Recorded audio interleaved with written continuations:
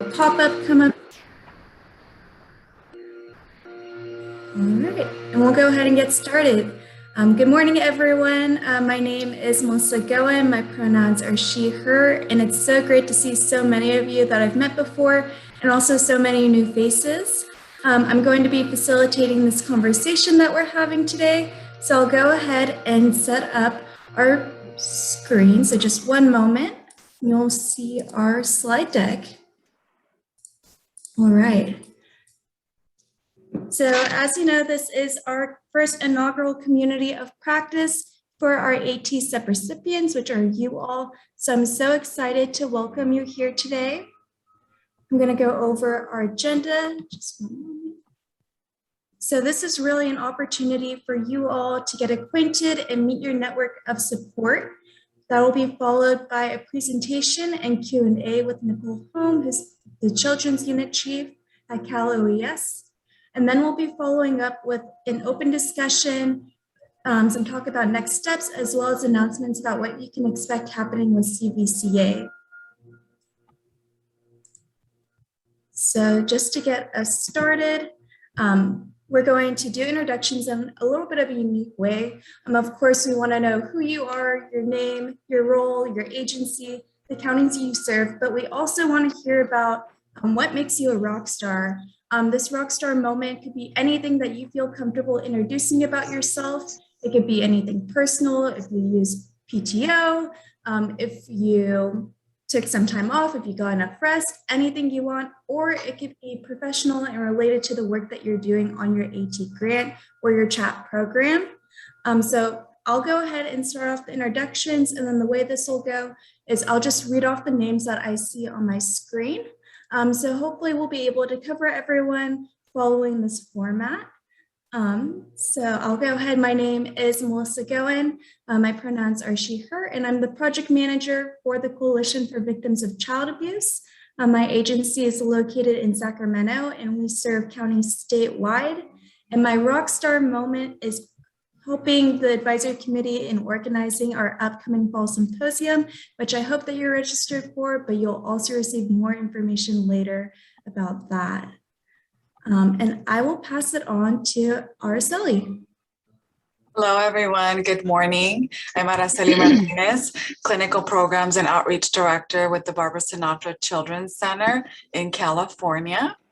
And I have a dual role here at the center. I primarily am a clinician treating patients of abuse and trauma history. And I also manage the Cal OES grant. My rockstar moment is definitely doing community outreach. I truly enjoy being out connecting with the community and sharing about the resources that are available in our county and community. Thank you. And next, I'll pass it on to Ashley. Hi, good morning. My name is Ashley Beltran Gonzalez. I am the case manager for our chat program out of our Imperial County Office of Education. The county that we serve is the Imperial County. It's located about 2 hours east of San Diego. And a rock star moment for me is anytime that I can help any parent or child that has been a victim of some sort. Wonderful, thank you. Next, I'll be passing it over to Becky. Morning, everybody. My name is Becky Cannon, and I'm a program director with the Seneca family of agencies. Our program is Pathways Counseling Center. And this is our second 5-year period of funding. Our department had been with a different agency prior to this time. We serve Alameda County, which is in the East Bay. Oakland is part of Alameda County. And I think one of the things, if I were to think rock star-ish in terms is, I think our department's very committed and skilled at family engagement. So we work with children and adolescents, and we put a great deal of effort into engaging caregivers productively and in an ongoing and meaningful way.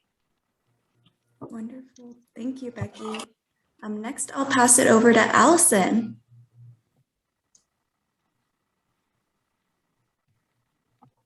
Hi, everyone. I have a crying toddler, so I'm going to be quick. My name is Allison. My pronouns are she, her, hers, and I work for Center for Community Solutions in San Diego. This is our second 5-year period as well. Oh my. And our rock star moment is that we hired a new bilingual therapist and we have no wait list, and that's pretty awesome. Awesome. Congratulations. Next, I'll be turning it over to Selena. Hi, my name is Selena Alvarez, and I am the Associate Director at Empower YOLO. I use she, her pronouns. We serve Yolo County. I am the Project Director for the CHAT program. Our CHAT program is in partnership with our Child Advocacy Center, as well as our Safe House, and we provide, of course, therapy services too. I feel like what I'm thinking of when you say rockstar moment was we finally got our sexual assault countywide protocol signed.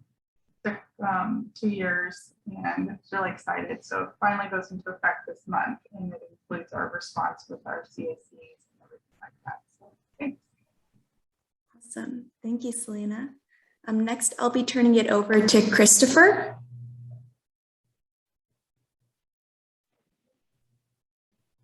Hi, good morning. My name is Chris Walsh. I am the clinical director at Community Resource Center in Encinitas, California. It's near San Diego. And we serve San Diego County, sort of the north part of San Diego County. Rockstar moment. This is our first year with the grant. Maybe that's the rockstar moment. I'm familiar with CHAT grant. I used to work at the Chadwick Center for Children and Families. So I'm very familiar with the grant. I knew what it could do. The services, I think, fit well with Community Resource Center, and we were successful in getting the grant and getting it going this year. So I guess that's about it. Perfect. Congratulations on being a first-time recipient. Next, I'll turn it over to Gail. Good morning, Gail Hepner. I'm the Executive Director for the Center Against Sexual Assault. We are in Riverside County. We serve the Hemet-San Jacinto Valley and surrounding communities.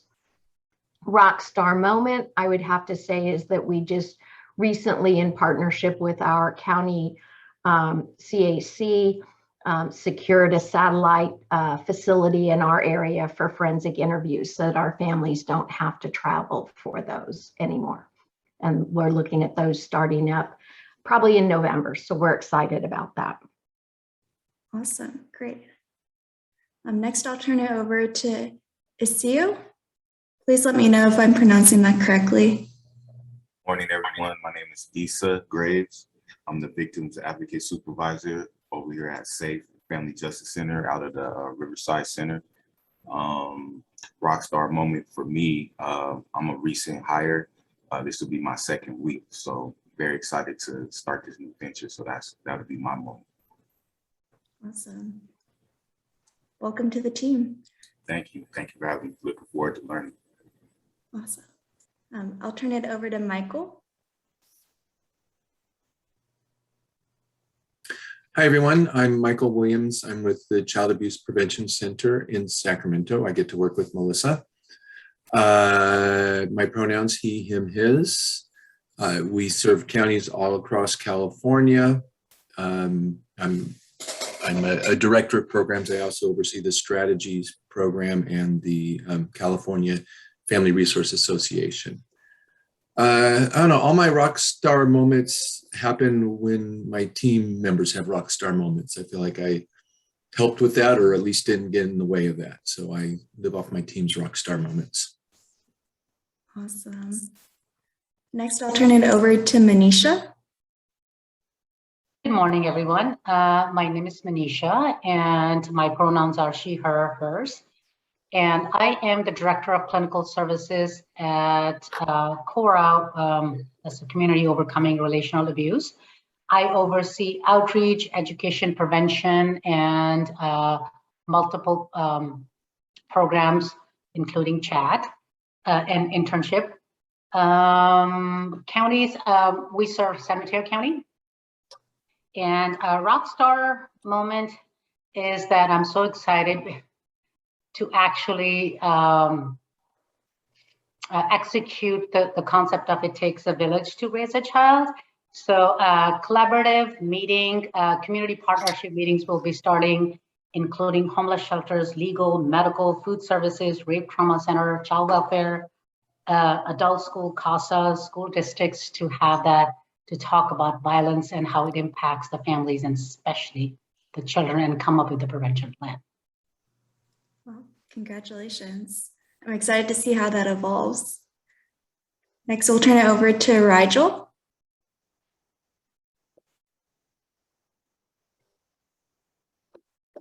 Can you guys hear me okay? Yes, just fine. Okay, good. Okay, good, because I've been having problems with my microphone. So hello, everyone. My name is Rigel Dominguez. I am the licensed therapist that works for the CHAT program, also in Imperial County with Ashley. You guys met her earlier. I am actually stationed out a little bit further. So I'm about 2.5, 3 hours away from San Diego, right on the corner of California, Mexico, and the Arizona border. And I primarily serve the child abuse victims and trauma victims that are associated with the Quechan Indian tribe. And my rock star moment, I think, not even sure where to go with that one. I think this week has been honestly that we were able to intervene with about 3 of our clients that were suicidal, and they decided to make the choice to continue with life. So that's a huge one. Yeah, I'm very happy to hear that. Thank you for sharing. Next, I'll turn it over to Sharon. Hi, everybody. My name is Sharon DeMarco. I am the director of the Napa County Courage Center. It's a child advocacy center. I'm also a marriage and family therapist, and I'm the project director for the CHAT program that is through our Aldea Family Children Services. So that's who has the CHAT program. I also manage the CAC in Napa County. We serve Napa County itself, so we have all the way through Vine Country here. And our rockstar moment is that we are a first-year recipient. And for me, it's exciting because not only having the CAC, but having the CHAT program, to see the kids that come through ICAC is just, it's been years and waiting, so I'm super, super excited to have it. And congratulations on being a first-time recipient. Next, I'll be turning it over to Stephen. Hi, good morning, everyone. My name is Steve Carroll. My pronouns are he, him, and I'm the Director of Behavioral Health Services for the San Diego LGBT Community Center, and we are first-time recipients as well. We serve San Diego County, but primarily Central, South, and East regions. And let's see, rockstar moment. So I have tomorrow off, and as of this morning, I have my plan to-do list done. And I'm almost afraid to say that out loud. So I have the rest of the day, meetings and emails, etc. But feels pretty good this morning to have my to-do list completed for the week. Absolutely. It's always nice to feel on top of it. So thank you, Steve. Absolutely. I know it'll be like short-lived, but right now at whatever 9:15 feels pretty good. Yeah, awesome. Thank you for sharing that. Next, we're going to go to Yadira.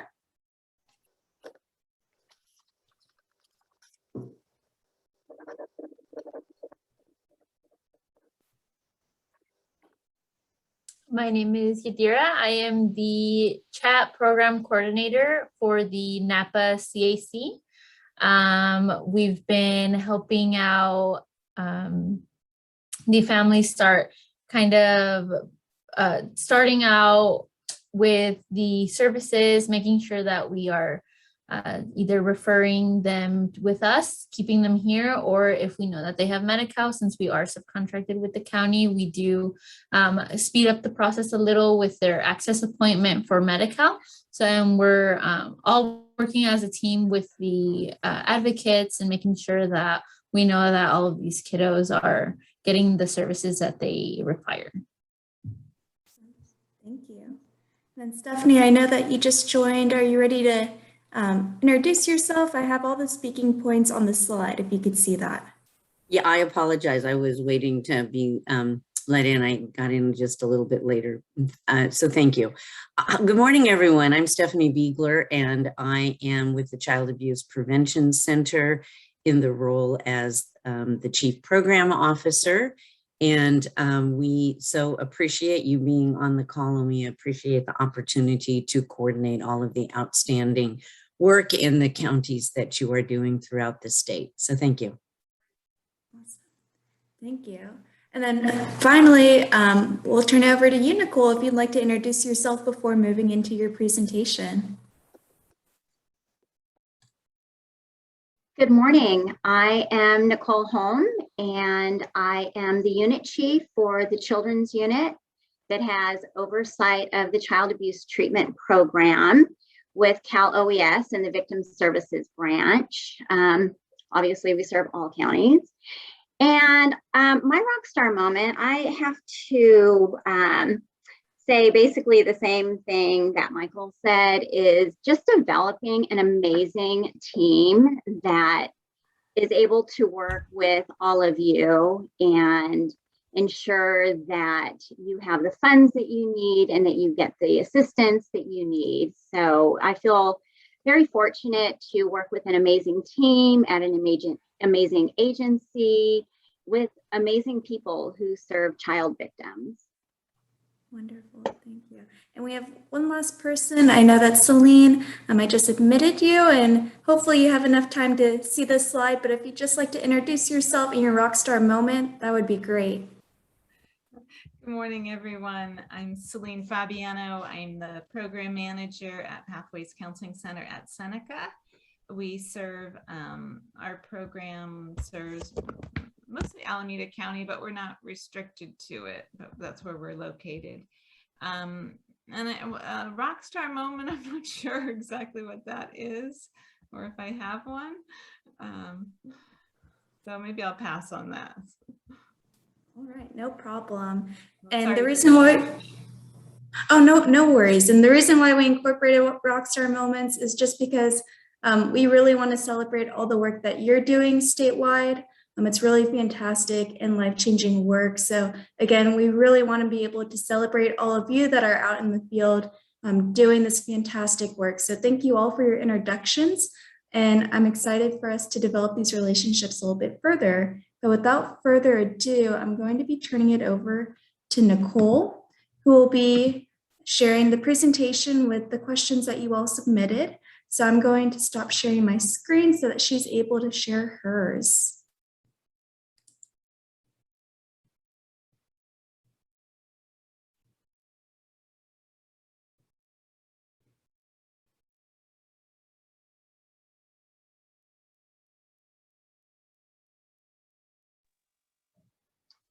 A lot of different steps here. I have to share the screen, unmute myself. It's the whole thing. Okay. Can everybody see my screen? Okay, fantastic. Thank you. All right. So good morning. I want to thank you all for joining us today. And I really do appreciate the opportunity to provide information to you about the Child Abuse Treatment Program. It is so wonderful to see those of you who have had the Child Abuse Treatment Program for many years, and then those of you who are also new to the program. And I would have to say that receiving this funding should be added to your rockstar moment, because when we released this RFP, you were one of 91 proposals. This was a very popular program. And we had an amazing team of people who were responsible for reviewing those proposals, and yours were selected. So Congratulations, and thank you so much for the work that you do. Prior to the meeting, I did receive several questions that I plan to address during this time, and I have those incorporated in the slide deck. But I also want to give you the opportunity to ask questions, and you can ask those either at the end or as we go along. But before we get started with these questions, I want to give you a couple of updates. So for the AT20 program, which we're currently in, the performance period is going to end December 31st, which is coming up in a few months. It's hard to believe we're already getting toward the end of the year. And then once that performance period ends, you do have a 60-day liquidation period. And it is during this period that you will have an opportunity to review your expenditures to ensure that you have claimed all of your funds. Now, if you need to do a budget modification, and we're going to talk more about budget modifications in a few slides, you will need to get those submitted by February 15th. So that would be if you need to do a budget modification during that liquidation period.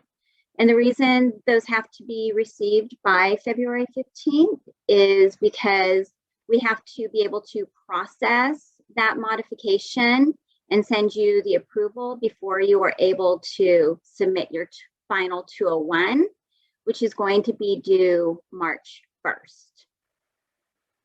And it's really important that we adhere to those due dates. And my team is really good about sending out gentle reminders so that you can get all of those funds that you need to claim. And then just some information about the AT21 program. So your applications have been received. My team is working on reviewing those. You may be hearing from them about miscellaneous corrections. It is their role to make sure that we have all the appropriate documents, that your budgets are accurate, and then they send those over to me. I review all of those applications, make sure that they are correct, and then we send them for processing. The goal is to have everybody an award by January 1st, and my team is working very hard to get to that goal. So that means you are going to receive your award notification before January. That's the goal.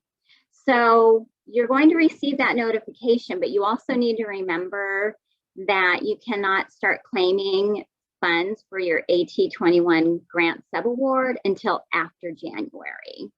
So that's just a really important reminder. You'll have to continue submitting and requesting funds for your AT20 program. So as you're probably aware, when we released the RFA, we had released it with two fund sources. We released it with 2019 VOCA and 2020 VOCA. And you all worked really hard on those budgets and allocating those funds accordingly. And then you got an email from your program specialist saying, oh, guess what? You need to redo your budget, because what happened was we added state funds, and we're calling those the 2021 VCGF. We received those state funds in response to a potential reduction in VOCA, and I'm sure all of you are very well aware of that potential reduction. So we received these state funds in order to supplement so that we would not have to reduce funding for our programming. So what happened was we pulled back primarily that 20 VOCA, and we supplemented every single program with that VCGF funding. So now instead of having the 2019 VOCA and the 2020 VOCA, now you have the 2021 VCGF. Your overall funding did not change, just the VOCA amounts. So it's just those shift in the amounts per fund source. And just to go back a little bit and give you some information about VOCA funding and how that works for us. Those are available to Cal OES for 3 years. So for example, that 2019 VOCA is available for 2019, 2020, and 2019, 2020, 2021, and part of 22, because we go based on a fiscal year. So what that means is you will receive a special condition notice with your grant subaward approval advising that that 2019 VOCA has to be expended by July 31st, 2022, and that your last 201 to claim the 19 VOCA is due August 31st, 2022. But as part of the VOCA Fix Act, we have been advised that we are able to ask for an extension on our funds. So right now, we are working on an extension for the 2018 VOCA, and we anticipate being able to ask for an extension on 2019, which means we would be able to remove that special condition. And we anticipate that you will be able to use the 2019 funds beyond July 31st. So that's the direction that we are going in for the VOCA funding. We don't know when that will happen, but you will hear from your program specialist when that does occur. They'll send you an email and they'll let you know that we're lifting that special condition. I know that was a lot of information. Does anybody have any questions before we move on and start addressing the questions that were submitted?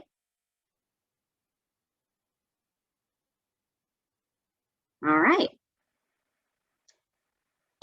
So I'm sorry, Nicole, I was on mute and I didn't realize it. I did have a question about the last slide.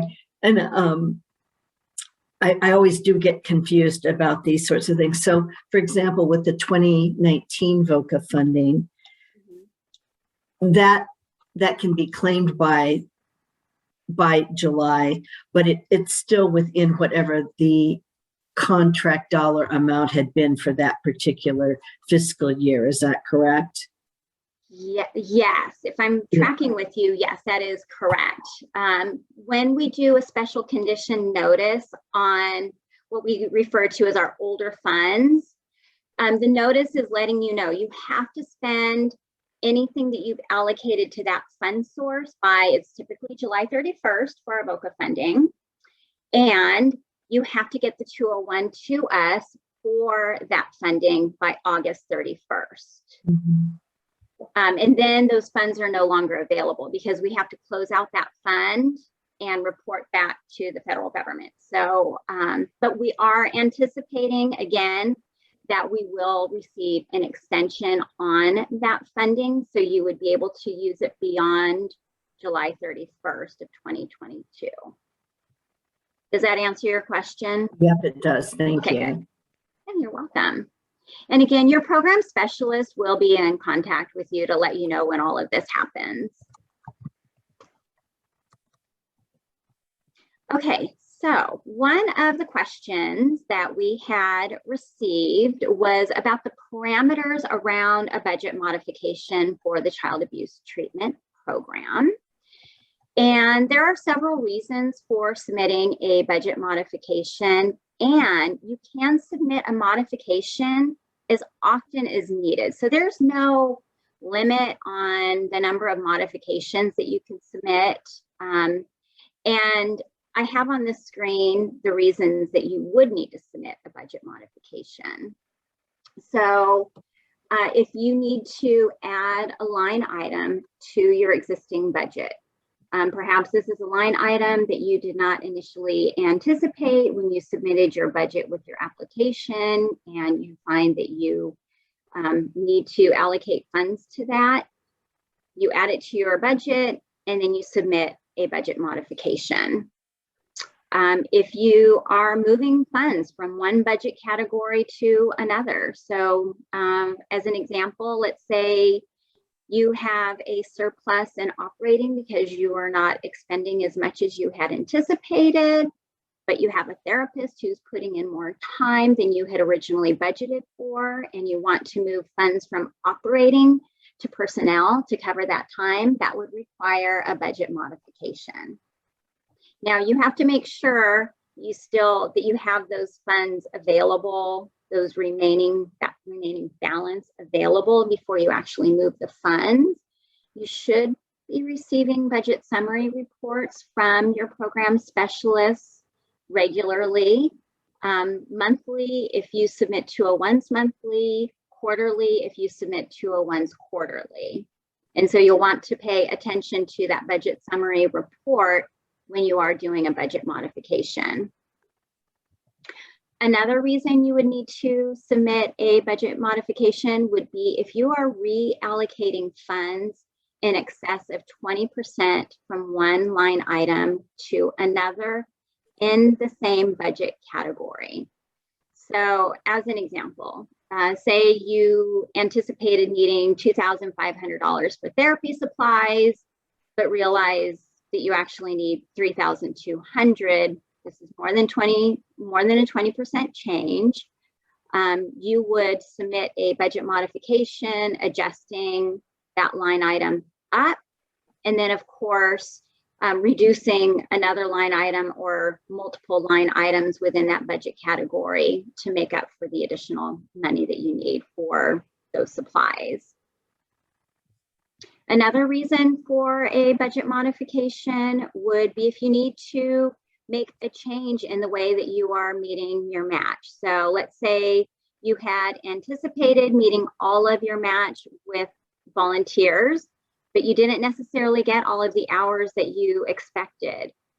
You can revise your budget to meet match in another way. And let's say instead of volunteer hours, now you are going to use cash match by purchasing additional program supplies, or perhaps you received a donation, which would be considered in kind as comfort items for children who come to your facility. And then the final reason for submitting a budget modification would be if you have a change in indirect costs. So either you initially submitted a budget where you are not claiming indirect costs, or you submit a budget where you are claiming the 10% de minimis. And in the meantime, you're also applying for a federally approved rate and you get approval on that rate. You would need to do a budget modification to change the percentage of your indirect costs. Any questions about budget modifications, or if the person who submitted that question, I didn't answer it, if you want to let me know, I would be more than happy to address that for you.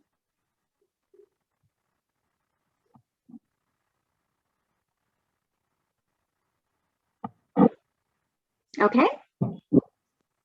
I will move on. So the next question that I had was about volunteers.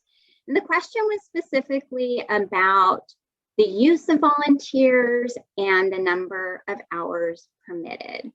So when we talk about volunteers, I like to break it down into two different categories. One is the use of volunteers in order to meet match. And the other is the use of volunteers in order to fulfill the VOCA requirement. So I'm going to answer that question for both of those categories. And that's why on this screen, I have it broken in two different categories. So as match, when you are using volunteers to meet your match, whatever you have those volunteers doing, it would have to be VOCA and program allowable. So just like you would allocate staff time, paid staff time to your budget, those activities that they perform would have to be specific to the program and allowable for VOCA.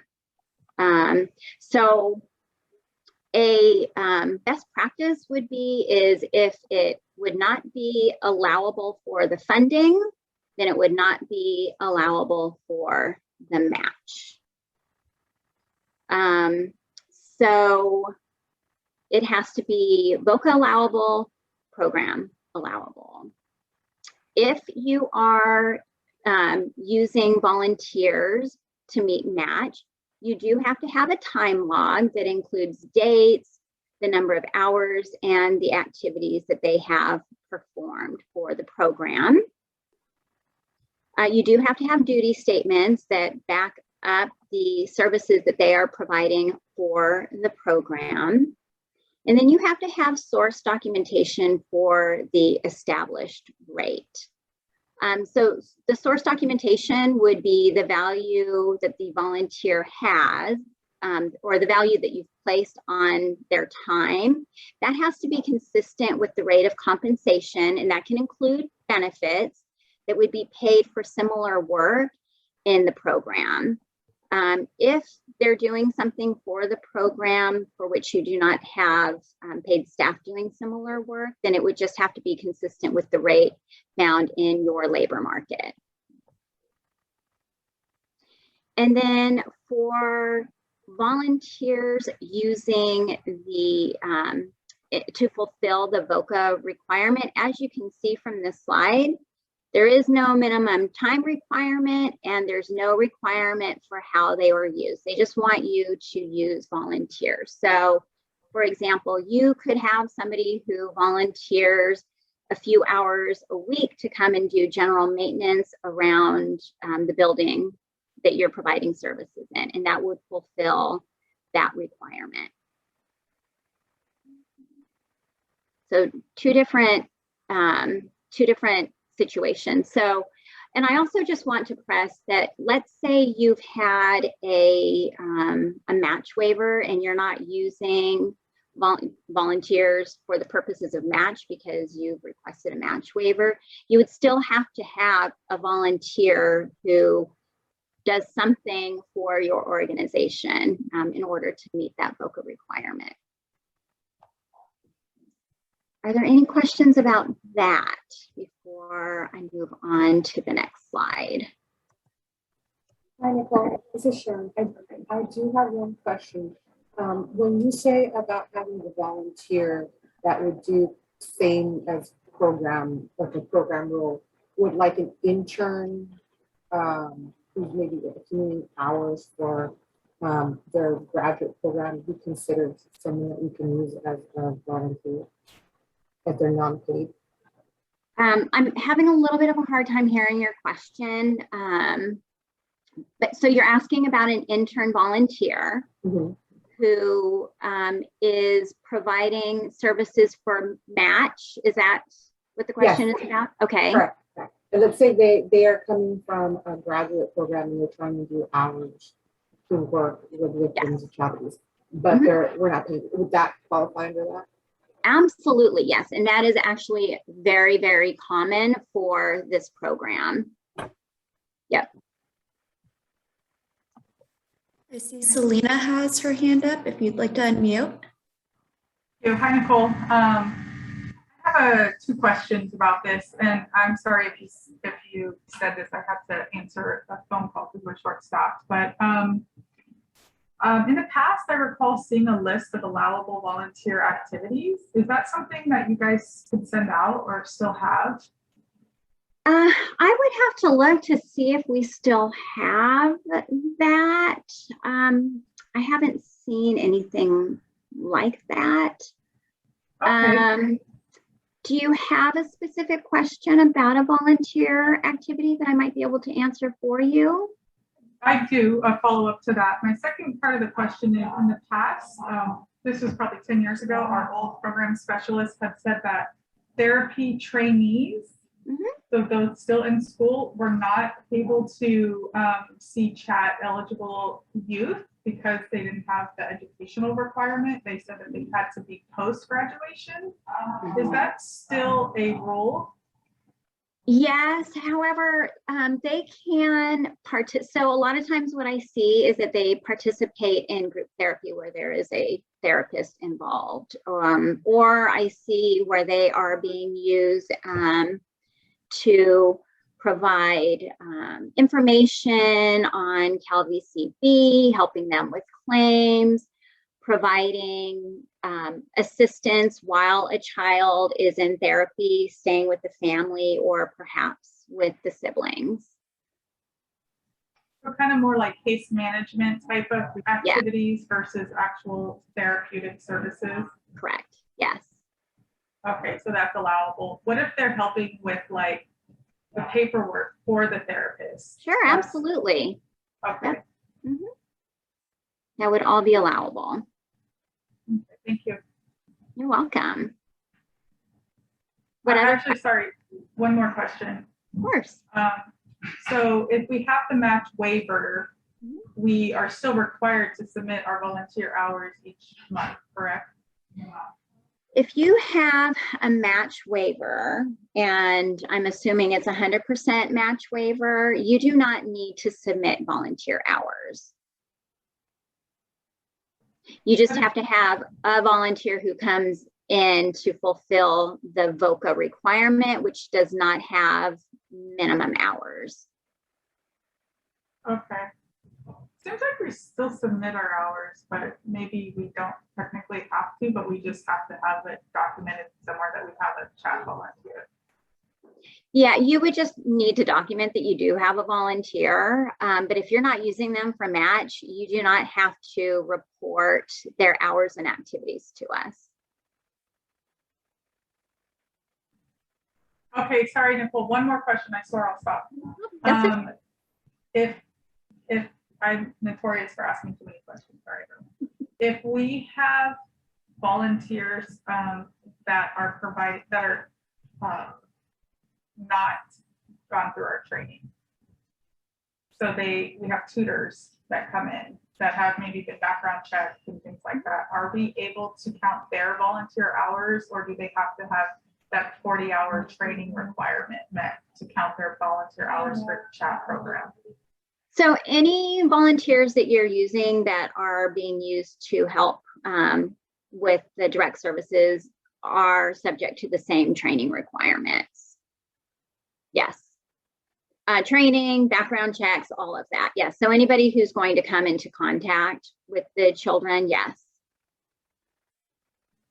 Thank you. You're welcome. What other questions do you have? Okay, so this is, you probably saw something pop up on my screen. I have to authenticate that I am legitimately me. I am so sorry. This will take just 1 second. It always happens in the worst possible time. Okay. Get that out of the way. And can everybody see my slides again? Okay, good. And are there any other questions about volunteers before I move on to just some general information about allowable costs? Okay, so the remaining questions that we had received in advance were about various allowable costs. So I put this table together, and then the next few slides are going to cover these in more detail. So as you can see from this chart, most of the items that were asked about are allowable except for prevention. Activities for child abuse prevention are not allowed with VOCA funds. And I know that sounds a little counterproductive, but there are other programs available for, or funds available for prevention. The VOCA funds are specific to services that are provided to victims of crime. So somebody who has suffered physical, sexual, or emotional harm as a result of the commission of a crime. And VOCA funds should specifically respond to the emotional, psychological, or physical needs of victims of crime. They should also assist victims in stabilizing their lives after victimization. They should assist victims in understanding and participating in the criminal justice system. And they should be used to help restore a measure of security and safety for the victim. So the majority of the funds that we receive in the Victim Services branch our VOCA funds. That is probably our largest funder. So all of the programs that we have developed are about providing these services to people who have been victimized. These funds do come from criminal fines, penalties, forfeited bail bonds, and special assessments collected by the federal government, and they require that the funds are used to provide services to people who have been victimized, not for prevention. But as you can see here, there was a question specifically about program growth and outreach, training and technical assistance, therapy for underage offenders who are also victims, family therapy that includes the offender, and then also just some miscellaneous operating costs. And I will go into that in more detail in the following slides. Are there any questions before I move on to the next slide? Are you going to say more about therapy for underage offenders? Yes. Okay, so first is program outreach and goal growth. This is absolutely allowable. You need to be able to make people aware of the services that are provided through the program. So you may use the funds for things like brochures, perhaps somebody who designs and maintains a website or other social media outlets, ads. I have approved funds for billboards before. I've seen things for bus benches. So absolutely any way that you need to make the public aware of these services, you may use the funding for that. Any questions about outreach and growth before I move on to the next slide? Oh, and one thing that I do want to mention is if the outreach items that you're using to advertise the services available through your agency, not just those provided by the program, the amount charged to the grant should be prorated so that it is aligned with the percent of services that are provided to child victims through the child abuse treatment program. And I hope that makes sense. So for example, if 25% of the clients who receive services are child victims that are receiving therapy through the child abuse treatment program, then 25% of those costs should be allocated to this grant. And that would be the case for any operating cost that is shared for other services that are provided through your organization. Okay, so Nicole, that's based on clients, not percentage of chat funds. It's based on percentage of clients served. Correct. It would be based on the percent of clients who are receiving services through the chat funds. Okay. I read a question in the chat. If we have volunteers who work on those activities but haven't gone through the training, it sounds like we cannot count those volunteer hours. I'm sorry, one more time. If we have a volunteer who helps with the website or brochure design, but they haven't gone through the training, we cannot count those volunteer hours, correct? Well, I mean, if they're not coming into contact with child victims and they're not providing those direct services, then I would say that they can count as so whether if they're volunteering their services, yes, or if you're paying them and you want to use it as cash match, then yes. Does that answer the question?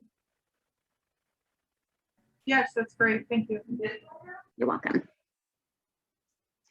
Okay, so the next question was about training and technical assistance. And as you can see, this is allowed for the program. And training is not just limited to the program employees. If you have volunteers that are providing direct services to child victims, you may allocate funds for their training as well. This does not have to be limited to volunteers and staff who directly contribute. And just like I mentioned with outreach, the cost should be prorated accordingly. So it would be anybody who is providing services through the program, whether they're paid staff or they are volunteers. So, and a lot of times I see this on a budget. Let's say, for example, you have a therapist who is designated as a 0.75 FTE, but they do not provide services under another funded program. So they're 0.75 FTE, 75% of their wages are being covered through the program. The rest is through your organization. You can charge the full amount for their training costs. You don't have to limit it to just 75%. I hope that makes sense. But on the flip side, if that same therapist is providing services to child victims through the child abuse treatment program, 75% of their time, and the other 25% is for another funded program, then you should charge that training accordingly for both grants if the training is going to benefit them for the purposes of both programs. Hope that makes sense. So for the training and technical assistance, this includes materials, it includes travel. If you have to take training that is outside the state of California, out-of-state travel does require prior approval, and we do have a form to request that approval. It's Form 2-158. And it needs to be submitted either with your application or with a budget modification. Out-of-state travel is restricted and is allowed in exceptional situations. So you would have to provide a justification for the reason why travel is necessary to further the goals and objectives of the program, and also provide justification that those who are traveling are also engaged in those program activities, and that training is not available in California. So for example, let's say it's a specialized child abuse training program not available in California, you could submit an out-of-state travel request. Or if there's an annual conference and it's held in various states each year, and this year it's not in California, then you would need to submit an out-of-state travel request. But if it is available in California, you should stay in California for that training. Any questions about training before I move on to the next topic? Okay. Oh, sorry, Nicole. We have a question from Sharon in the chat about receiving a list of updated approved states for travel. So when it comes to our subrecipients traveling, we do not have any restrictions. What you're referring to is for state employees, there are some restricted states where we're not allowed to travel, but that is not passed down to our subrecipients. Okay, thank you. Sorry, I was just asking because there's always an annual Crimes Against Children conference in Dallas. And I wasn't sure if we could use these funds for Dallas. I know there's certain states that are not allowed. So I just wanted to make sure. Yes, we do not put that same limitation on you. So you would just have to submit the out-of-state travel request. We wouldn't deny it because of the state that you're going to. The only time we would deny it is if it's available in California or whatever it is that you're requesting to go to doesn't fit within the parameters of the program, but it wouldn't be because of the state. Good question. All right, therapy. And I know we're running out of time. You guys have such great questions. Thank you. So therapy services. So as you can see, therapy is not limited to just the child victim. You may also provide therapy to the family in order to aid in the recovery of the child victim. And that does include offending family members. For those of you who've had the CHAT program for a number of years, you probably remember that the RFAs and the RFPs had language in there that was specific to non-offending family members, but that actually really doesn't work because sometimes a child is still in the presence of the offender, and that offender needs to know how their actions have traumatized that child and should be included in therapy as appropriate to aid in that child's recovery. Therapy for parents to address their own victimization or their own trauma is not allowable. So the therapy always has to stay focused on the child. If a parent does need to address their own victimization or trauma, that should be referred to a different program. And then for victimized underage offenders. So if somebody is an offender, but they themselves have been victimized, certainly they can receive therapy to address their own victimization.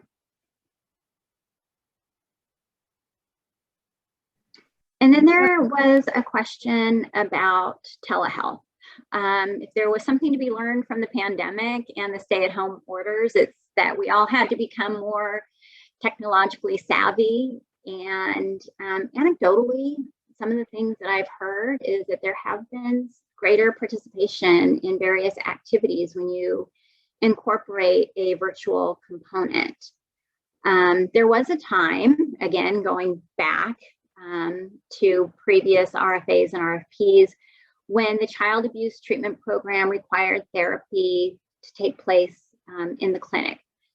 But we need to be able to accommodate different situations, and we certainly wouldn't want children to not receive services because there is some type of barrier preventing them from being able to receive in-clinic services. And then specifically with the pandemic, obviously we had to make accommodations so that children could continue to get the therapy they needed during the stay-at-home order. And I think we all learned more so during that time than ever before. So that's something that we are not yet removing. We don't know what the future looks like.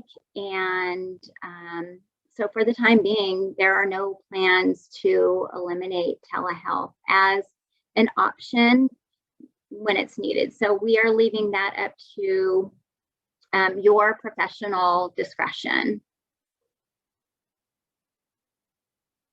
Selena, it looks like you have a question.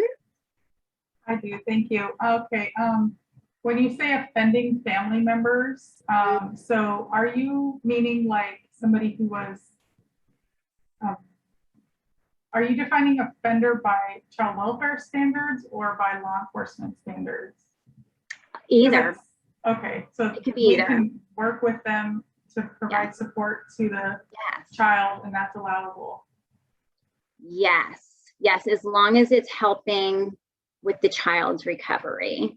Okay, and then my next question is, you mentioned child offender / victim, but it sounds like it's offender and victim. Like if they're just an offender, they can't be served by us, but if they disclose victimization. Yes, yes, I'm sorry, yes, thank you for making that statement. That is correct. So they may have been an offender, but they've also been a victim themselves. And certainly they would be eligible to receive services through the CHAT program in order to address their own victimization. And are we allowed to address the offender behavior as well?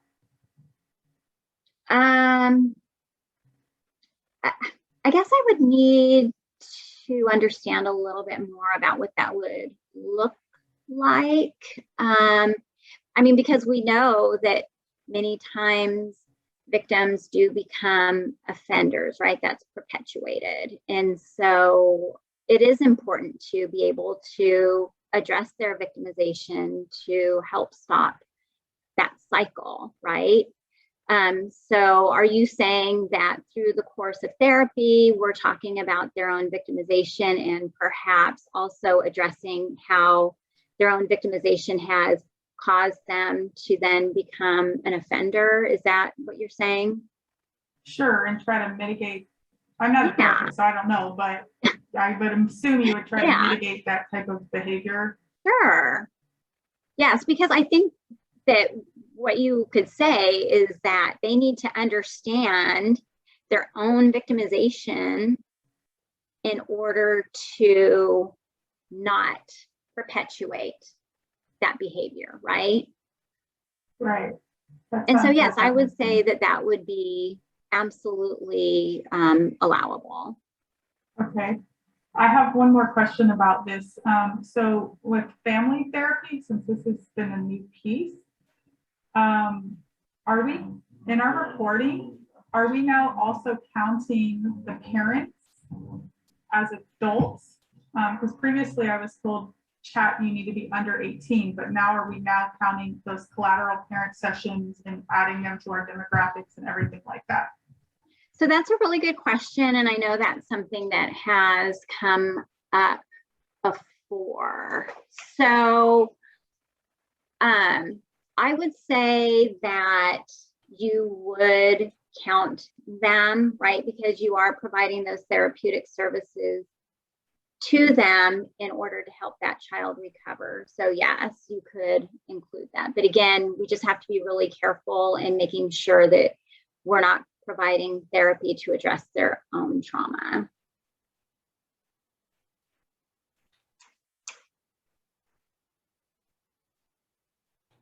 What other questions? And Melissa, I have one more slide. Are we okay on time?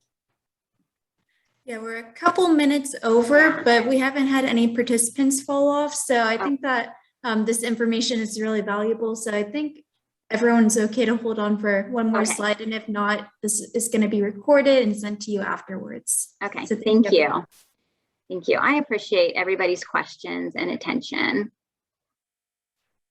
Okay, yeah, the last slide is going to be pretty quick.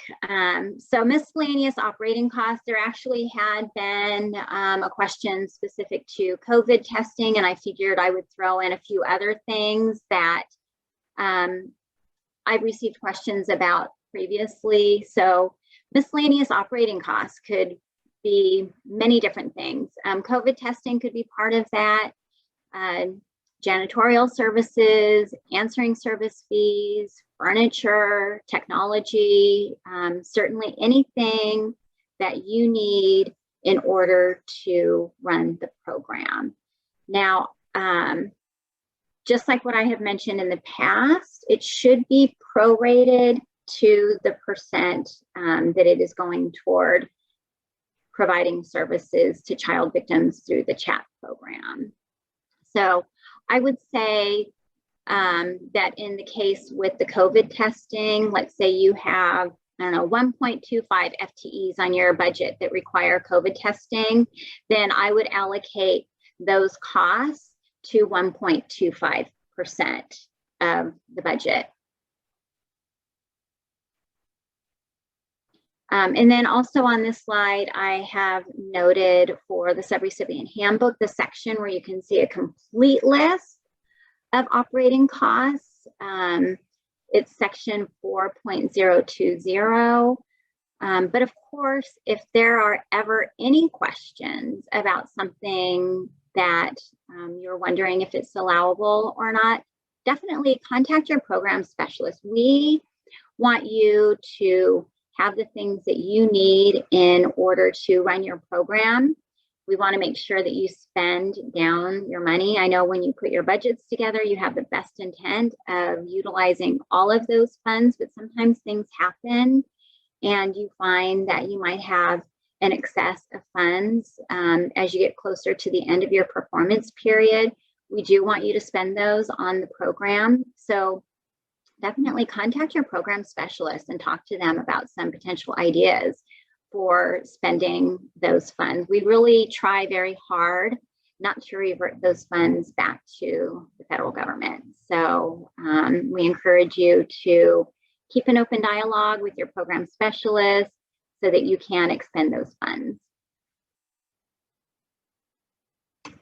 Are there any questions that I have not already answered?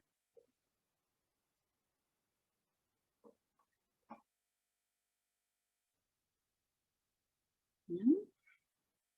You guys had some great questions. And again, I really appreciate the opportunity to be able to address your questions, provide you with updates about your program. And it's really nice just to hear all the fantastic things that you are doing. And we appreciate the services that you provide to child victims so much, and are here to help however we possibly can. Wonderful. And one last question that I received, Nicole, is whether your slide deck will be available to be sent to all the participants today? Sure, we can do that. Perfect. Wonderful. No problem. Anything else? Well, thank you for allowing me to go 8 minutes over time.